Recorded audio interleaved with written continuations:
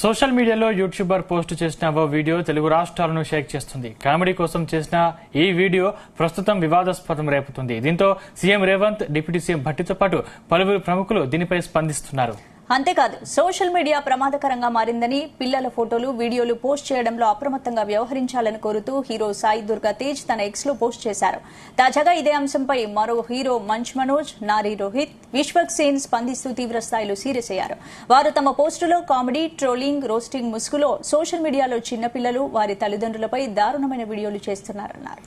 అయితే ఈ సంబంధిత ఘటనపై తెలంగాణ ముఖ్యమంత్రి రేవంత్ రెడ్డి, ఉప ముఖ్యమంత్రి మల్లు భట్టి విక్రమార్క డీజీపీకి స్పందించారు.